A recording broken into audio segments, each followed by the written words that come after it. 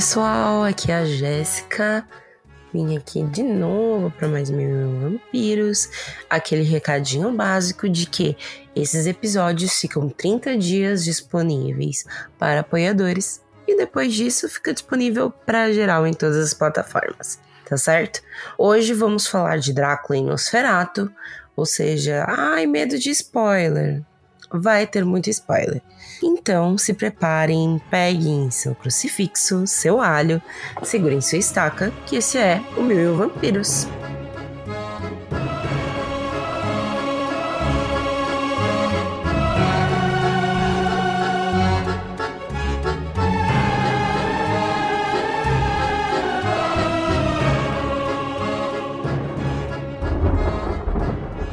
Como eu disse, já tô avisando que é um episódio cheio de spoilers. Mas, assim, pessoalmente acho que isso não atrapalha a experiência em relação aos filmes e livros, na verdade, livros do Drácula, ou ver o filme do Nosferatu, enfim, né? Porque eu acho que tanto esses dois filmes, o interessante é como tudo é feito, como o roteiro se vai, enfim, né?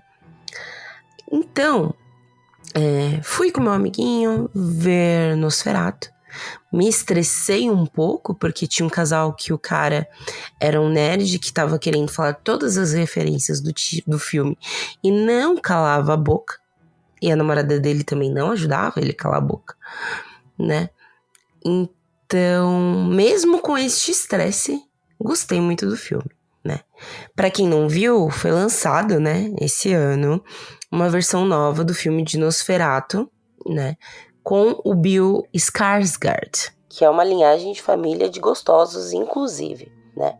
E aí o Nosferatu, ele interpreta o Nosferatu como esse vampirão bizarramente romântico, e é dirigido por Robert Eggers, né, que dirigiu dois filmes que incríveis, que eu amo, que é o The Witch, de 2015, e o Farol, de 2019, que tem a pegação do Defoe, que também está presente neste filme, e do Robert Pattinson. Acho interessante. Esse filme foi indicado, né, a 4 Oscars deste ano. Estou gravando antes do Oscar, né, que espero ser muito feliz, pois Fernanda Torres estará concorrendo, né, gente? O filme de Eggers, né, esse filme Nosferatu, já é considerado um dos maiores remakes do cinema de todos os tempos, o que choca geral, porque a gente sabe o quanto que o Oscar odeia filmes de terror. Mas hoje a gente não vai falar do filme em si, ou produção do filme em si, mas da diferença e semelhanças desses dois icônicos vampiros, Drácula e Nosferatu, né? Vamos falar aqui, ó, das similaridades, de onde que veio, por que são tão parecidos, enfim. O nosso queridíssimo, charmosíssimo, galanteador Drácula, né? Ele foi criado por Bram Stoker no romance Drácula de 1897. Há muito, muito, muito tempo. Já o Nosferatu foi inspirado no Drácula de Bram Stoker, mas com algumas coisinhas assim, pra evitar problemas de direitos autorais, sabe? Copia, mas não faz igual, né? Feito nós quando colávamos no colégio. Acho que não tem muita gente que nos ouve que está no colégio, por isso que estou falando no passado. O nome do filme era Nosferatu eine Symphonie des Grauens. Obviamente, pronunciei incorretamente, sem nenhum pudor, afinal é alemão e obviamente não vou saber pronunciar. O filme foi feito em 1922, né? Cerca de quase mais de 20 anos depois, né? Dirigido por F.W. Murnau. Os produtores resolveram alterar os nomes e alguns elementos da história para não ficar igual. Tipo, o Drácula virou o Conjurer Locke. O Jonathan Harker, que era, tipo, o marido, né, corretor de imóveis, virou o Thomas Hutter. A Mina Harker, que era a prometida de Drácula, virou Ellen Hutter. Outra coisa é que o vampiro já não era mais um aristocrata, muito sedutor, muito sensual, que joga seu charme, mas sim uma criatura monstruosa, cadavérica. Pelo amor de Deus, que porra é essa? Resumindo, né? No entanto, a estrutura narrativa dos dois é quase idêntica, né? Que é o vampirão, mora longe, tem uma ligação com uma mina, literalmente, né? De outra cidade, chama o boy dela pra falar, vou talaricar sua mulher, volta e de fato quer talaricar a mulher dele, do cara. Então, é isso, né? A viúva de Bram Stoker, do cara que escreveu, né, o Drácula, chamava Florence Stoker. Ela mesmo, ela viu o filme, ela falou, quiseram meter o louco, mas sou mais louca ainda. Então, ainda assim, ela processou o estúdio responsável pelo Nosferatus. E essa foi, inclusive, uma das primeiras batalhas legais envolvendo direitos autorais do cinema, né? Tudo começou ali. Depois disso, a Disney se inspirou e nunca mais parou. A Florence era administradora dos direitos de Drácula e estava tentando monetizar o legado do seu falecido marido. Compreensível, né? Porque ele escreveu um clássico. Quando o Nosferatu foi lançado em 22, ela percebeu as semelhanças, entrou em processo de violação de direitos autorais e ela foi contra a Prana Filmes, né, que era a produtora. A justiça alemã não quis meter o louco, não. Não falou, não vou falar que não vou ser na lista neste momento, né? Então, a justiça alemã reconheceu a infração e decidiu a favor da Florence, ordenando que todas as cópias do filme fossem destruídas. O estúdio Prana Film faliu, inclusive, logo depois da produção do filme. E não pôde pagar as indenizações, porque era muita grana. E aí você me pergunta, como se foi tudo destruído, se eu já vi na Biblioteca Mundial? Assim como eu vi também. É que apesar da ordem judicial acontecer, algumas cópias já estavam sendo distribuídas e sobreviveram clandestinamente. Feito nós, quando tiram do ar alguma coisa e a gente utiliza a nossa Biblioteca Mundial Online.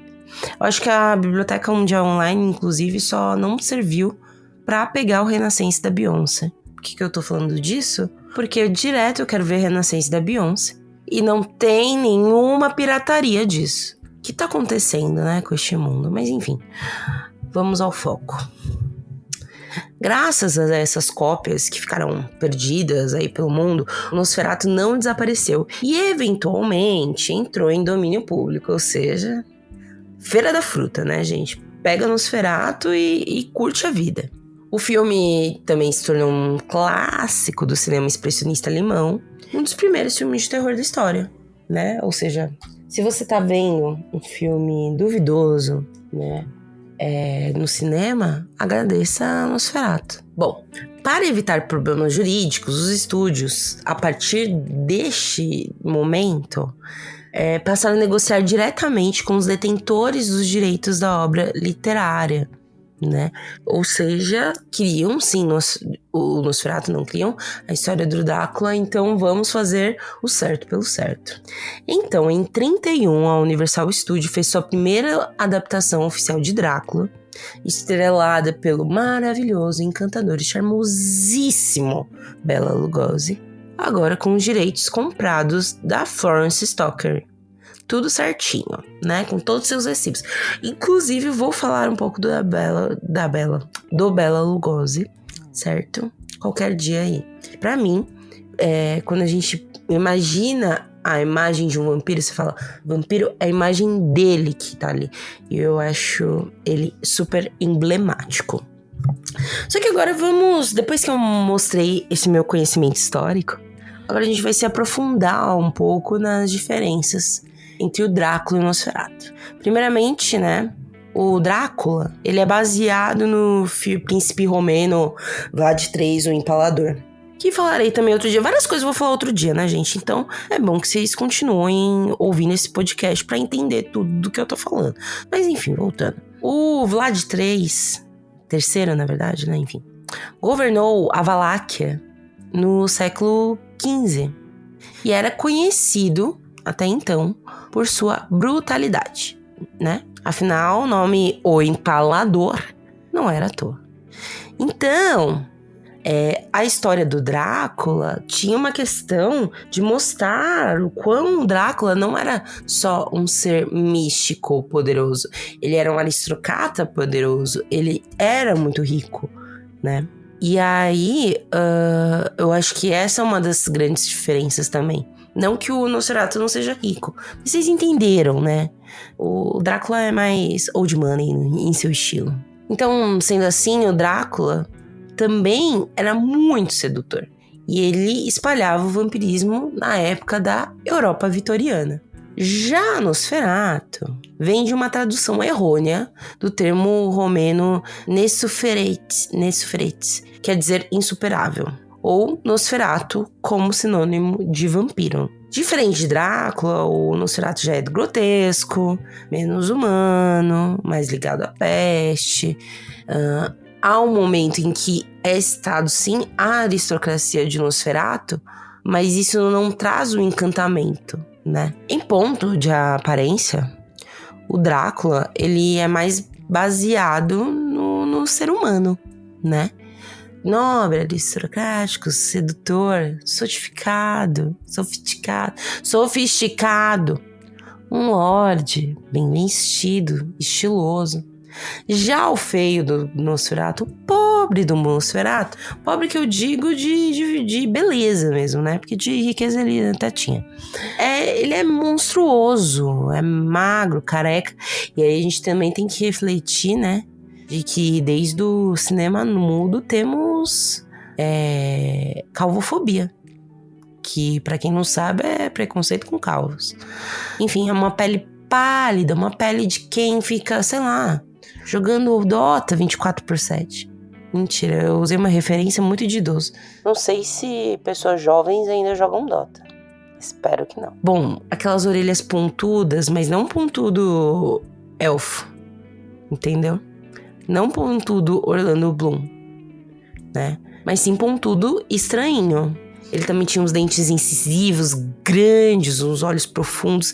E olhos profundos eu entendo. Tenho olheiras desde os meus 7 anos, inclusive. Já o Drácula era baseado mais na literatura gótica, no mito dos vampiros, né? O Nosferatu foi inspirado mais em figuras demoníacas, do folclore e vinculação com o medo da peste negra, né? Então o Drácula passava por uma questão romântica, sedutora, que já rolava, né? Lembrando que o Drácula não foi invenção do vampiro, né? Mas sim o maior conto de vampiros que temos, né? Enquanto o Nosferatu era um monstrão. Poderia, se fosse um neném, poderia ser parte dos 7 monstrinhos. O Drácula também tem uma força e velocidade, né? Poderoso. E aí tá o bagulho que eu mais gosto. Ele consegue hipnotizar suas vítimas e influenciar suas ações. O Nosferatu também tem muita força, né? Ele é muito poderoso também. Com um adicional que o Drácula não tem, que é a capacidade de espalhar a peste. Porque, novamente, a gente tem que lembrar que o Nosferatu tá sempre muito ligado à sua história com a peste negra. Mas, por exemplo, o Nosferatu não tem uma hipnose e controle mental tão habilidoso como o Drácula. Ah, mas eu vi, ele controla a pessoinha lá. Sim, gente, controla. Mas o Drácula, ele é mais apurado nessa questão de hipnose, né? O Drácula também, ele tem um poder maravilhoso, né? Que eu acho que é poder se transformar em morcego, lobo ou névoa, né? Puf! O que pra mim seria perfeito, principalmente morando em São Paulo. Morcego acho que consegue voar longe, né? Algum biólogo pra me informar sobre isso? Inclusive, acho um poder maravilhoso, porque morcegos têm a capacidade de voar para longe. Se tiver algum biólogo, alguém conheça mais sobre isso, pode me contestar, não tenho nenhum problema, sempre fui péssimo em biologia. Mas voltando, se eu fosse uma morcega, poderia ir pro centro da cidade rapidamente. Meu sonho. Já o Nosferatu não tem poder de transformação. E ele, por si só, na verdade, tem uma aparência animalesca. Então não precisaria se transformar em um animal. Mas no caso dele, eu acho que ia ser tão bom se eles se transformassem em alguém. Eu não vou falar nenhum homem bonito. Tô falando em um homem aceitável. Em um feio. Porque o Nosferatu ultrapassa o feio. Enfim. Em relação à representatividade dos dois, o Drácula... Representatividade eu não tô falando de... Ai, me representa, minoria. Não, tô falando de outra coisa. Presta atenção. O Drácula, ele representa o medo da época vitoriana, da decadência amoral, a invasão estrangeira, a coisas que fugiam da moral dos bons costumes, as questões cristãs. Então, Drácula, ele era esse símbolo. Já o Nosferatu é mais ligado a epidemias, doenças, ao mal sendo trazido, especialmente a peste negra. O Drácula, né, ele escancarava na época o medo da sexualidade reprimida da época vitoriana, né? Por isso que ele tem um tom meio... Ai, sou muito perigoso, sabe? Erótico, né? Por isso que quando a gente vai ver o filme, por exemplo, que eu acho a melhor representação do Drácula em relação à filmografia, né? Que é o Drácula de Bram Stoker. Tem muitas cenas animalescas e sensuais ao mesmo tempo por conta disso, né? Que era o medo da época sobre isso. Lembrando que também, ainda mais por ser um romantismo gótico, né? Ele explorava muito o fascínio pela coisa macabra, o desejo proibido, até porque o macabro, né, as coisas de horror, enfim, também não eram muito bem vistas. Já o Nosferatu é uma representação do vampiro como um parasita, meio que sem controle. O Nosferatu também representava o medo do desconhecido, do sobrenatural, evocava imagens de demônios, criaturas mitológicas. Então, o Nosferatu, como eu disse, é uma questão mais monstruosa, mas uma questão meio, sei lá, como a gente acha meio nojento quando a gente pensa, idealiza um zumbi, né? A gente não acha sensual nem sexy. Mentira, né? Deve ter uns bizarros aí que deve achar, né? Aí, pelo amor de Deus, né, minha gente? Pelo amor de Deus. Um ponto importante também é que a imagem que a gente tem no Nosferatu clássico, né? Do filme dos anos de 1920, né? Foi alvo de interpretações e críticas, né? Porque muita gente associa a estética do Nosferatu, o antigo, né?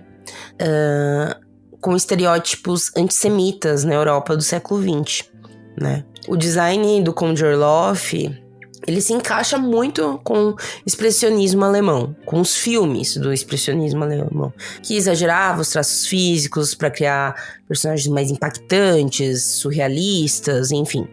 No entanto, para alguns historiadores, né, então não é uma certeza que a gente tem, e críticos do cinema, a estética também ecoa com as caricaturas antissemitas que rolavam na Europa. Quando você procura principalmente caricaturas antissemitas, meu Deus, alemãs, você vê esse imaginário do narigão, enfim, né? O antissemitismo já era presente na sociedade, né, alemã, sendo alimentado por estereótipos visuais, né, e disseminado por essas caricaturas que estavam em jornais, panfletos, enfim. As imagens frequentemente mostravam judeus com traços físicos exagerados, que eram os narizes longos, curvados, mãos finas e garras, assim como o Nosferatu, né, que tem aquela mãozona estranha, um corpo extremamente magro, olhos penetrantes, que lembram o nosso bichão. Esse tema se conecta a estereótipos antigos que associavam também judeus a doenças, a pestes, a coisas, ao mal para a cidade, né? Que é assim também a história do Nosferatu. Junto com ele vem a peste, vem a morte, né? Como uma acusação medieval de que judeus envenenavam poços e eram responsáveis pela peste negra, né? Porque, enfim, né? Nessa guerra do catolicismo tinham esses pontos. Além disso, a história do Nosferatu ecoou um medo comum no período, que é o medo do estrangeiro, né? Que acontecia também com Drácula, mas de uma perspectiva diferente, né? O estrangeiro é o invasor que corrompe a ordem social, que rolava muito esse imaginário na Alemanha nos anos 20. E também estava muito ligado a discursos nacionalistas, antissemitas, enfim. Ou seja, foi um filme intencionalmente antissemitas? Não sabemos. Não temos como ter 100% de certeza. Mas há um debate, pelo menos, se isso foi feito de maneira consciente ou se apenas reflete estereótipos inconscientes da imaginação da época. Na nova adaptação, né, que teve agora, deste ano, o diretor e a sua equipe de design trabalharam para criar uma imagem do vampiro que evitasse essas conotações negativas. O personagem foi concebido com uma aparência que se distanciava desses estereótipos e buscava uma representação mais neutra, menos ofensiva. Além disso, o filme apresentava uma recriação precisa do período histórico, ambientado na Alemanha e Transilvânia no século XIX, com figurinos e cenários que refletem essa época sem correr para os estereótipos prejudiciais, né? Ou estereótipos que trouxessem de novo essa ambiguidade sobre o antissemitismo. Enfim. E aí, para finalizar, eu queria lembrar que onde que tem referências do Nosferatu. E a primeira referência moderna que eu tenho, e que não somente eu, mas como diretor do filme Nosferatu de agora concorda, é no episódio Graveyard Shift, que na verdade é Turno da Meia-Noite, da série do Bob Esponja, que é na temporada 2, episódio 16. Nesse episódio, o Lula Molusco e o Bob Esponja precisam trabalhar no Krusty Krab, né, no Siri Cascudo, durante a madrugada. O Lula Molusco conta uma história de terror sobre um estrangulador do slasher, e aí no final desse episódio, as luzes começam a piscar, assusta o Lula Molusco, aí do nada aparece o Nosferatu. Sim, o do filme de 1922, sorrindo e piscando as luzes. E essa cena virou um meme gigante. E aí, o diretor, Robert Eggers, reconheceu a influência desse episódio do Bob Esponja Calça Quadrada como um ponto de popularização de Nosferatu entre o público mais jovem. Ele agradeceu o desenho por apresentar um personagem a novas gerações, facilitando a recepção da adaptação do clássico. Ou seja, se a gente tem um Nosferatu hoje aí bombando no Oscar, é o Bob Esponja. Interessante, né? Por isso que eu amo Bob Esponja também. E, a fim de curiosidade, para finalizar esse episódio aqui, existe um filme chamado Sheldon of the Vampire, de 2000, que eu gosto bastante, que se chama A Sombra do Vampiro, que é dirigido por Elias Merhige, que mostra a produção do Nosferatu, assim, mostra não, né? Interpreta a produção do Nosferatu, de 22, com uma abordagem mais fictícia. E a premissa da história é assim: e se o ator Max Schreck, que interpretou o Nosferatu, fosse um vampiro de verdade? Então, é um filme divertido e, enfim, eu gosto muito, porque também ele é uma grande homenagem ao filme Nosferatu. Uma curiosidade, a última curiosidade, é que o William Dafoe foi indicado ao Oscar pelo papel de Max Schreck. Ai, gente, sou péssima. Mas enfim, né? Foi indicado um Oscar pelo papel dele sendo um Nosferatu. E ele participa deste filme da adaptação de Nosferatu. Maravilhoso, né? Amo esse homem. Aliás, cinematografia perfeita. Enfim, é isso, né? Hoje foi um episódio de curiosidades e explicando um pouquinho mais da história do filme Nosferatu, né? Então é isso. Termina aqui o 1001 Vampiros. Cuidado com seu pescocinho, proteja seu sangue e até a próxima.